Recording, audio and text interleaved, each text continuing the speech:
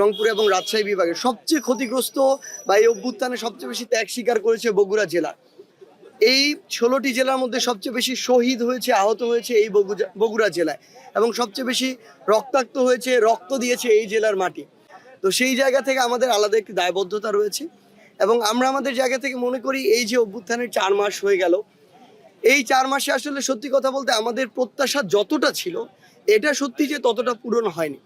কারণ 5ই অগস্টে এত জীবন, এত রক্তের বিনিময়ে যেই নতুন একটা স্বাধীনতা অর্জিত হয়েছে, সেটার কিন্তু আমাদের প্রত্যাশার পারদ ছিল সর্বোচ্চ লেভেলে। ওই এক্সপেকটেশনের সর্বোচ্চ লেভেল পূরণ করা আদৌ সম্ভব কিনা সেটা আমি জানি না, তবে একটা স্ট্যান্ডার্ড লেভেল পর্যন্ত সেটা নেমে আসবে। এবং এই সরকারের সবচেয়ে বড় চ্যালেঞ্জ বা আমাদের প্রত্যাশার সবচেয়ে বড় চ্যালেঞ্জ হচ্ছে ওই স্ট্যান্ডার্ডটা অন্তত পূরণ করা। সেই জায়গা থেকে আমরা যখন নীতি নির্ধারক মহলের কিংবা আমাদের যারা ছাত্র প্রতিনিধি উপদেষ্টা হিসেবে রয়েছেন তাদের সাথে কথা বলি, তাদের জায়গা থেকে যে ভাষ্যটি আমরা পাই, আপনারা তাদেরকে ওকেশন ওয়াইজ প্রশ্ন করেন, আমাদের যখনই দেখা হয়, যখনই কথা, আমরা তখনই প্রশ্ন করি। কারণ আমাদের ডাকেই তো এই মানুষগুলো জীবন দিয়েছে, রক্ত দিয়েছে, এই দায়বদ্ধতাটা আমরা আরো অনেক বেশি ফিল করি।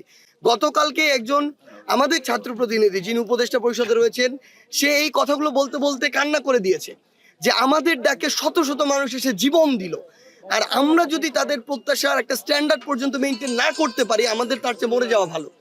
এতটুকু আমরা আমাদের জায়গা থেকে ধারণ করি। কিন্তু যেই জিনিসটি হচ্ছে আসলে আমরা দেখছি এই যে 16 বছরের যে ফ্যাসিস্ট সিস্টেমটা, এই সিস্টেমটাতে যে মানুষগুলো সম্পৃক্ত ছিল, প্রথম কথা হচ্ছে এই সিস্টেমটা আগে ভাঙতে হচ্ছে, ওই মানুষগুলোকে এই জায়গা থেকে সরাতে হচ্ছে। আবার নতুন করে তুলনামূলক যে মানুষগুলো ভালো, যোগ্য, যারা দেশ এবং মানুষের কথা চিন্তা করে, তাদেরকে ওই জায়গায় নিয়ে আসতে হচ্ছে, এরপরে রান করাতে হচ্ছে। এখন আমার তো একটা তৈরি করা সিস্টেম নেই যে একটা সিস্টেমকে আমি বাদ দিয়ে দিব আরেকটা কিনে বসিয়ে দিব, এরকম নেই কিন্তু এই সরকারে।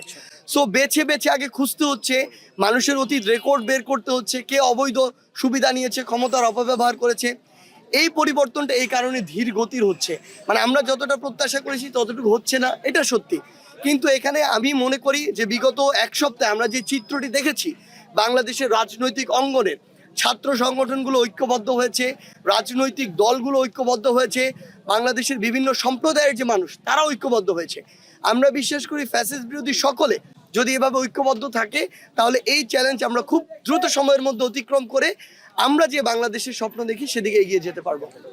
দেখুন, আমরা আমাদের জায়গা থেকে মনে করি সরকারের স্ট্যান্ড নির্ধারণ করবে জনগণ। বাংলাদেশের জনগণ অন্তত এই প্রশ্নে এখন শতভাগ তাদের জায়গায় ঐক্যবদ্ধ যে আমাদের সাথে, শুধু ভারত নয়, পৃথিবীর যে কোনো দেশের সাথে আমাদের সম্পর্ক হবে সম্মানের, সমতার। কোনো ডমিনেন্সের সম্পর্ক, কোনো দাসত্বের সম্পর্ক বাংলাদেশের মানুষ আর কোনোদিন মেনে নিবে না। এটা যারাই করার চেষ্টা করেছে তাদের পরিণতি কি হয়েছে পুরো বাংলাদেশ দেখেছে, পুরো বিশ্ব দেখেছে। আমরা আমাদের জায়গা থেকে ভারতকে প্রতিবেশী দেশ হিসেবে স্পষ্ট করে বলি, ভারতের সাথে আমাদের সম্পর্ক প্রতিবেশী দেশের মতো হবে নাকি সম্পর্ক অন্য কোনো পর্যায়ের তিক্ততার হবে, সেটা ভারতই নির্ধারণ করবে তাদের কাজের মাধ্যমে। ভারত যদি মনে করে যে বিগত 16 বছরে যেভাবে তারা আওয়ামী লীগকে দল হিসেবে প্রোটেক্ট করে, নিরাপত্তা দিয়ে বাংলাদেশ রাষ্ট্রকে শুষে খেয়েছে, এই সুযোগ বাংলাদেশের মানুষ আর দিবে না। এই সুযোগ দেওয়ার জন্য এত মানুষ জীবন দেয় নাই।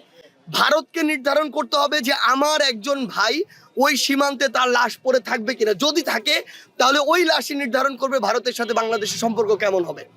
আমরা আমাদের জায়গা থেকে স্পষ্ট করে বলে দিতে চাই, ভারতের মিডিয়া, স্পেশালি আমরা পশ্চিমবঙ্গের কিছু ব্যক্তিত্বহীন, মেরুদণ্ডহীন, মানে এগুলোকে মিডিয়া বলা যায় না, এগুলোকে মিডিয়া বললে আমরা মিডিয়াকে অসম্মানিত করি। আমরা মনে করি এগুলো হচ্ছে তাদের জায়গায় আসলে কিছু দাস, যেই দাসগুলোকে কিছু বেতনের বিনিময়ে রাখা হয়, যেই দাসগুলোকে কিছু স্ক্রিপ্ট দেওয়া হয়, সেভাবে তারা কথা বলে। তাদের না আছে মেরুদণ্ড, না আছে ব্যক্তিত্ব, না আছে অন্য কোনো কিছু।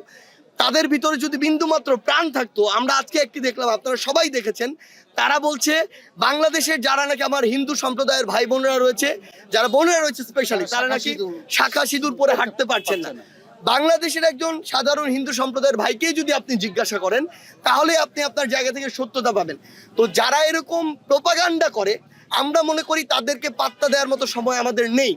এবং কেউ যদি আমাদের এই যে সাম্প্রদায়িক সম্প্রীতি, এটিকে যে কোনোভাবে উস্কানি দেওয়ার চেষ্টা করে, নষ্ট করার চেষ্টা করে, আমরা আমাদের এই বাংলাদেশের সার্বভৌমত্বকে জীবন দিয়ে হলেও রক্ষা করার জন্য প্রস্তুত আছি। আরেকটি জিনিস আপনাদেরকে বলে দিতে চাই, আজকে সেই তারিখ, যেই তারিখে ভারতে কিছু উগ্র সাম্প্রদায়িক আমাদের ওই বাবরি যে মসজিদ ছিল সেটিকে ভেঙেছে, আগে ভেঙে সেটিকে মন্দিরে রূপান্তর পর্যন্ত করেছে।